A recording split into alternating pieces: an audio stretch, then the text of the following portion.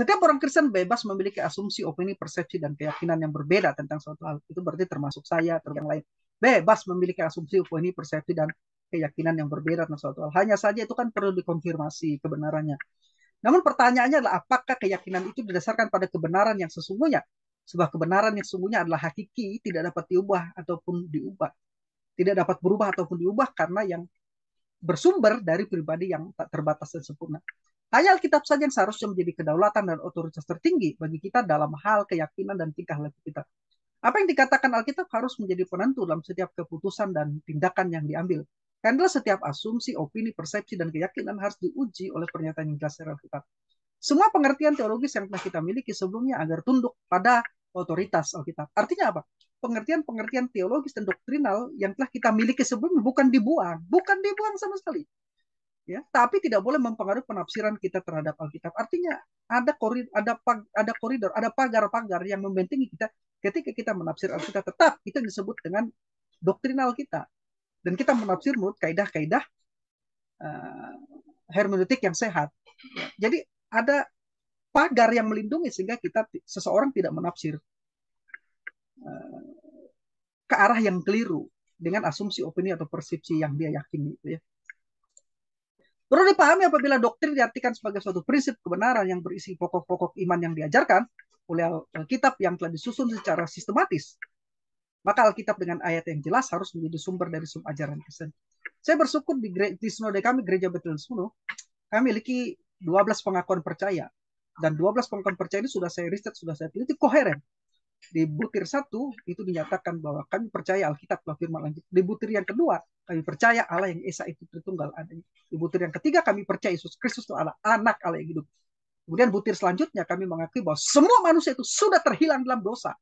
Dan di butir yang selanjutnya dikatakan bahwa manusia hanya dapat diselamatkan ketika mereka dijadikan baru atau lahir baru di dalam Yesus Kristus. Ya, itu adalah pokok-pokok ajaran-ajaran iman yang sangat alkitabiah, kompatibel dengan pengakuan iman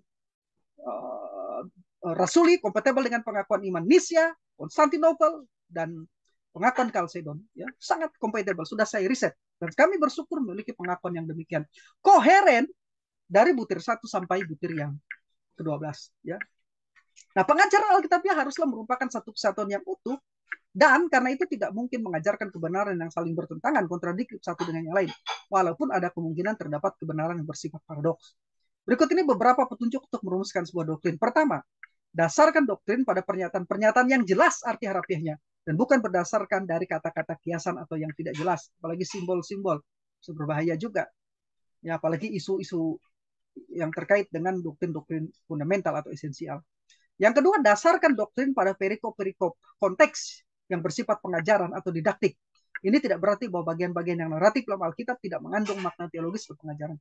Yang ketiga, dasarkan doktrin pada seluruh kebenaran Alkitab, tota scriptura.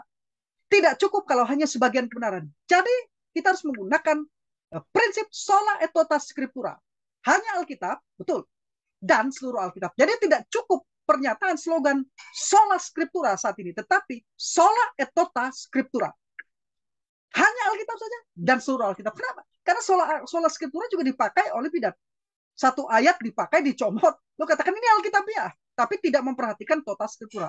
Maka yang benar itu slogannya, prinsipnya sola et tota scriptura. Hanya Alkitab dan seluruh Alkitab. Itu yang menjadi kesimpulan logis dari sebuah kebenaran yang akan ditarik menjadi sebuah doktrinal dari sebuah pengakuan, menjadi sebuah pengakuan dari sebuah doktrinal yang diajarkan di dalam Alkitab. Doktrin-doktrin yang diajarkan di dalam Alkitab. Ya. Yang keempat, pakailah semua prinsip-prinsip umum hermeneutik gramatikal historik untuk menafsir dan merumuskan doktrin. Yang kelima, hindari unsur-unsur spekulasi dalam merumuskan doktrin, karena itu tidaklah bijaksana jika merumuskan suatu doktrin dari kebenaran yang tidak disebutkan dalam Alkitab. Ringkasnya, pengertian yang telah kita miliki sebelumnya harus sesuai dengan pernyataan Alkitab dan bersedia dikoreksi oleh Alkitab. Hanya pengertian, tafsiran, dan pandangan teologis yang sesuai dengan Alkitab dan telah menetapkan prinsip hermeneutika yang sehat yang patut dianggap benar.